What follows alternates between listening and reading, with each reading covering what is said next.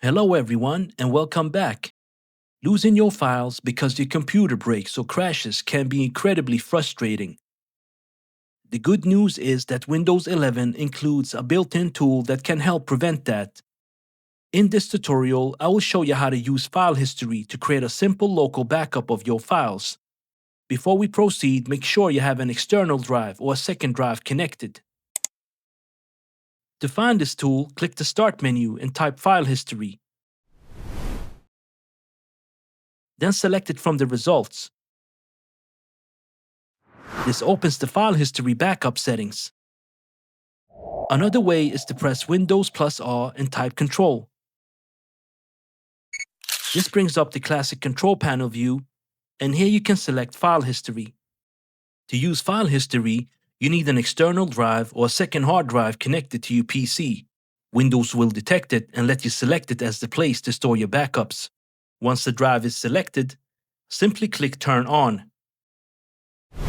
From this moment, Windows will start saving copies of your files from your personal folders, like documents, pictures, music, videos, and desktop. If you want to choose how often Windows saves these copies, click Advanced Settings on the left. Here you can change how frequently backups run, from every few minutes up to once a day. Here you can also choose how long to keep saved versions of your files.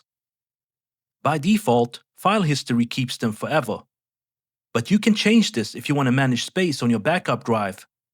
How long you keep old versions really depends on how much disk space your second drive has. If you're short on space, selecting a shorter time period, like 1 month or 3 months, can help keep things tidy. Now let me show you how this works in practice. In the Documents folder, I will delete 2 files. The first one will get permanently deleted, and the second one will be moved to the recycle bin.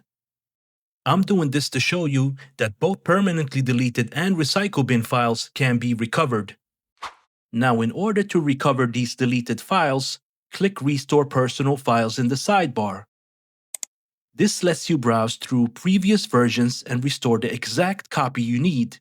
Here I will select the folder where the deleted files were saved.